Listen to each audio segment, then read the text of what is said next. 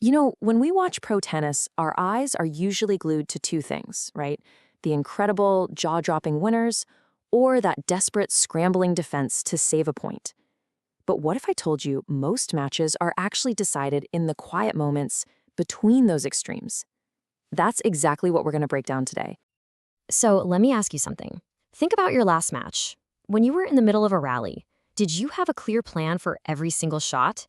Or were you kind of just hitting it back over, hoping your opponent would be the first one to miss? That difference? Well, that's everything. Because here's the secret.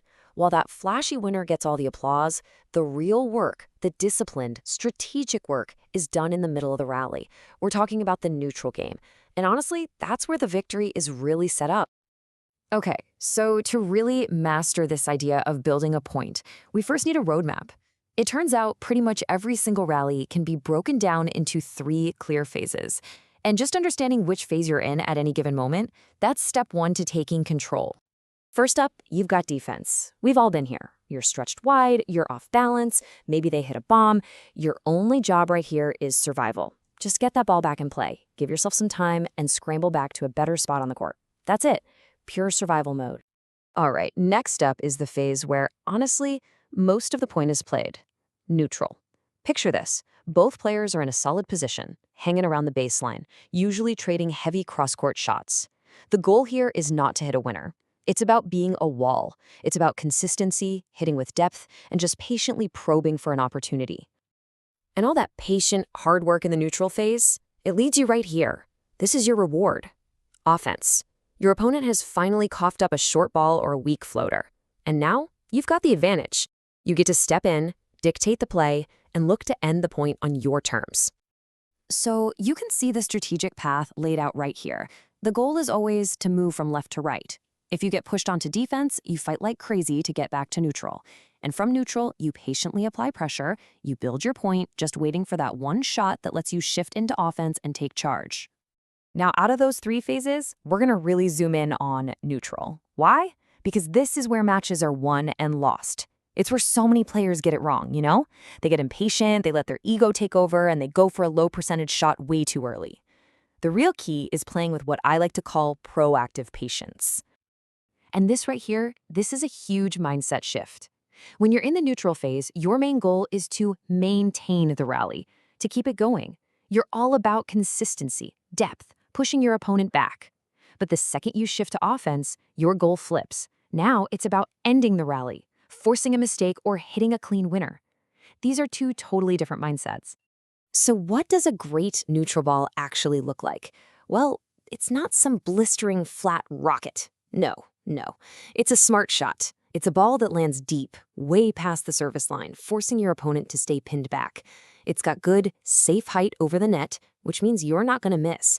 And over time, this kind of pressure, it just wears your opponent down, physically and mentally. And this quote just nails it. Playing a neutral rally isn't passive or boring. It's a disciplined, strategic decision. You are building the point brick by brick.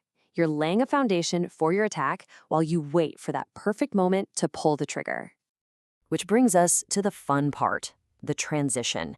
How do you actually recognize that moment? How do you know when to flip the switch from patient construction to a full-on attack?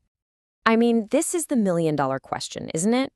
We've all been there. You're in a nice, comfortable cross-court rally. When do you go for it?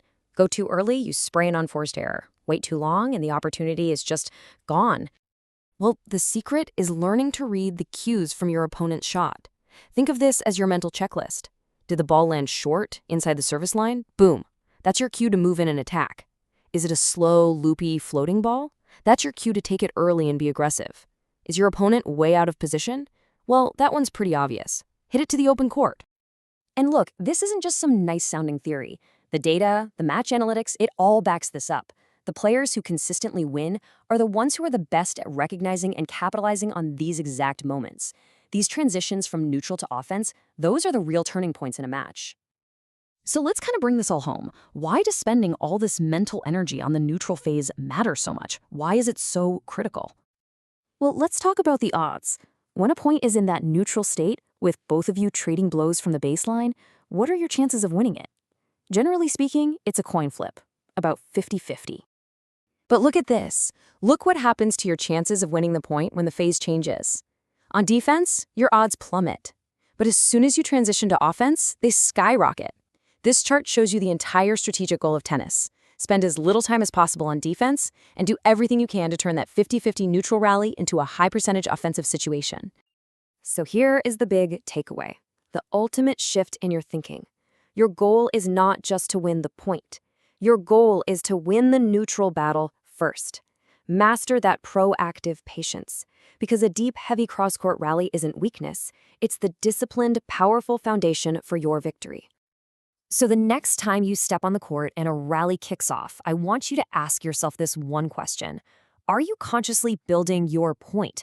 Are you moving through these phases with a purpose? Or are you just reacting and letting the point play you? Because the answer to that question, that is the difference between winning and losing.